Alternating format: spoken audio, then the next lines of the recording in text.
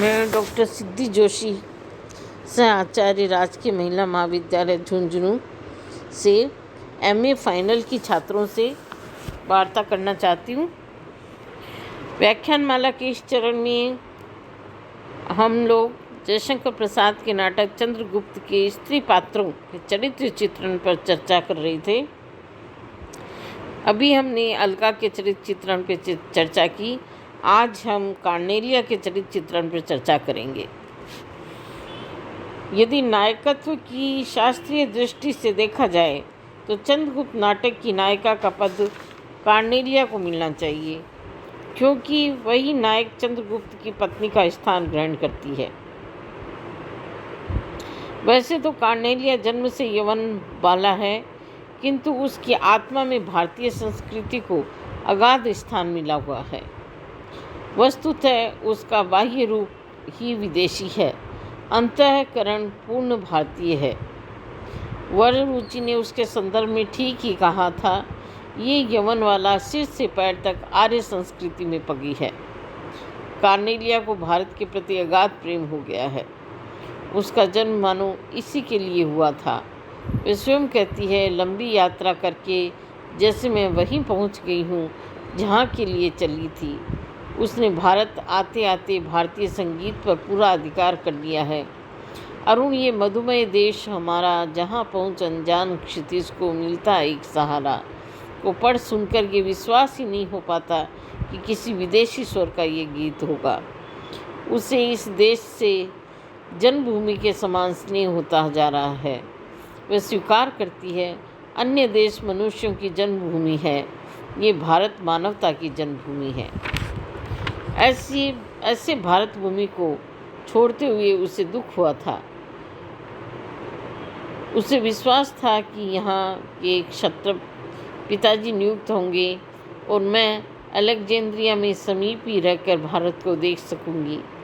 किंतु वह यवन बाला इस विश्वास के साथ विदा होती है कि वह पुनः लौट कर आएगी, और जब वास्तव में वह पुनः लौट कर आई तो बड़े दुख और शोक के साथ वही भारतवर्ष, वही निर्मल ज्योति का देश, पवित्र भूमि अब हत्या और लूट से विवस्त बनाई जाएगी।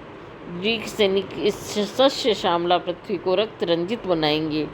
इस प्रकार उसमें भारत के प्रति असीम अनुराग का सागर लहराता दिखाई देता है। अंत में वह भारत की साम्राज्ञी बन ही जाती है। सचमुच वह जहाँ से चली थी वहीं पहुंचकर दम लिया। उसमें भारत के प्रति ही प्रेम नहीं है, संपूर्ण मानवता के प्रति प्रेम है। उसके हृदय में वसुधैव कुटुंबकम की भावना है। वह प्रकृति की अनन्य पुजारिन है। भोले कृषक और सरल कृषक बालाओं के प्रति उसके हृदय में असीम अनुराग है। यहाँ की श्यामल कुंज, घने जंगल, सरिताओं की माला पहने हुए शैल श्रेणी, हरी भरी वर्षा, गर्मी की चांदनी, शीतकाल की धूप और भोले कृषक तथा सरल कृषक बालिकाएं बाल्य जीवन की सुनी हुई कहानियों की जीवित प्रतिमाएं हैं। उस राजमहल को राजकुमारी ने कृषक जीवन और प्राकृतिक सुषमा के प्रति कितनी गहरी अनुभूति का परिचय दिया है। सिंधु तट का मनोहर तट उसकी आंखों के सामने एक नया चित्रपट बुनता है। कार्नेलिया प्रणय पक्ष में वह एक प्रशांत महासागर का सा गांभीर्य और गौरव छिपाए रखती है। चंद्रगुप्त के प्रथम परिचय से ही उसका हृदय उस पर झुक गया, किंतु उसने कुछ भी व्यक्त नहीं किया। फिलिप्स के अशिष्ट आचरण के समय चंद्रगुप्त ने उसके शील की रक्षा की, और जब फिलिप्स ने उस घटना को भूल जाने की प्रार्थना की तो वह कहती है, एक घटना हो गई। फिलिप्स ने विनती की उसे भूल जाने की, किंतु उस घटना से और भी किसी का संबंध है, उसे कैसे भूल जाऊं? उनमें श्रृंगार और रौद्र दोनों का संगम है। वह भी कितना आकर्षक है, कितना तरंग संकुल है, उसमें कितनी विनयशील वीरता है। ग्रीस की बालिका जहाँ योद्धा उत्पन्न होते हैं, चंद्रगुप्त की विनयशील वीरता पर मुग्ध है।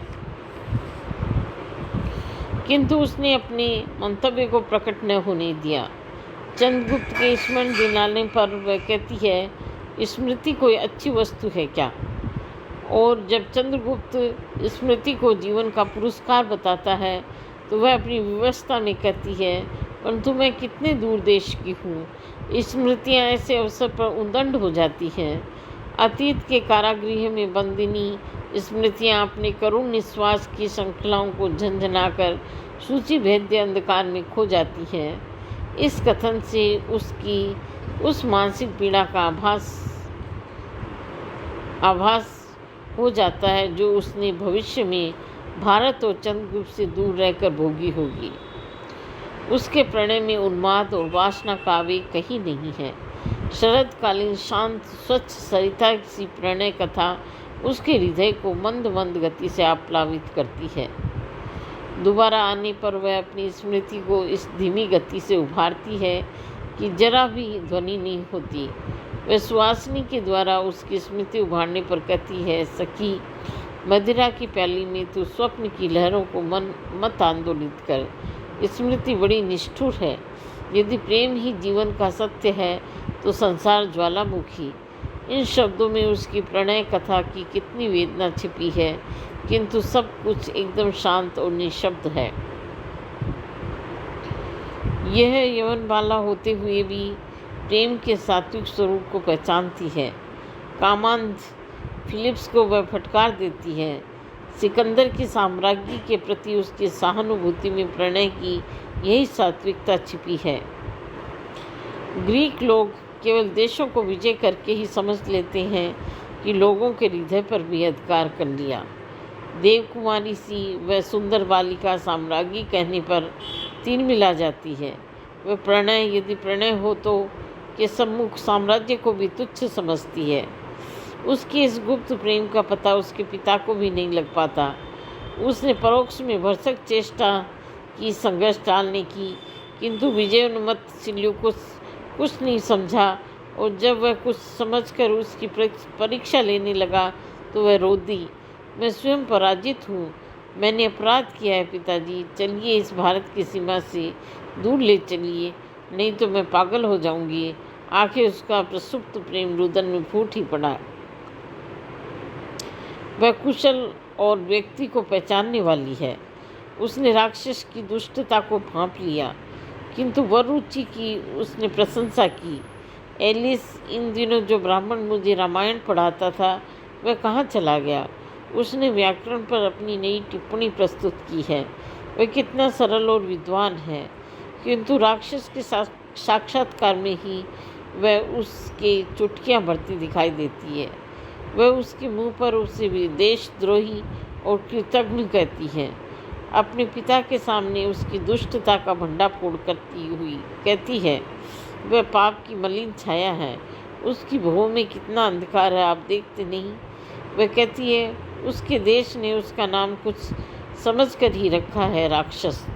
चतुर सुवासिनी को जो बंदी बनकर आई थी, उसने अपनी सखी बना लिया। वह पितृभक्त भी है और आत्मसम्मान के लिए प्राण देना भी जानती है। पिता को हर संभव प्रयत्न से वह संघर्ष से बचाने की चेष्टा करती है, किंतु जब विजय की लालसा में खोया सिल्यूकस नहीं चेतता तो वह भी उसका हृदय न दुखाकर परिस्थिति को चुपचाप स्वीकार कर लेती है। शिविर पर आक्रमण होने के समय वह एक वीर बाला का दृश्य उपस्थित करती है। चिंता नहीं, ग्रीक बालिका भी प्राण देना चाहती है। आत्मसम्मान, ग्रीस का आत्मसम्मान जिए, किंतु अपने हृदय देवता को अंतिम बार नमस्कार कर लेती है। तो अंतिम समय एक बार नाम लेने में कोई अपराध है? चंद्रगुप्त। इस प्रकार इस यवन बाला के चरित्रांकन में प्रसाद जी ने बड़े कौशलपूर्ण ताने बाने का आयोजन किया है। वह ग्रीक बाला अपने शरीर के परमाणुओं के लिए ग्रीस की कृतज्ञ है, किंतु आत्मा में भारतीयता को प्रतिष्ठित किए रहती है।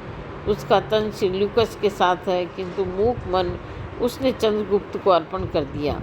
शांत, स्निग्ध और सरल हृदय को पुरस्कार भी मिला और चंद्रगुप्त के हृदय तथा भारत की साम्राज्य के पद पर उसने आसन प्राप्त किया। धन्यवाद।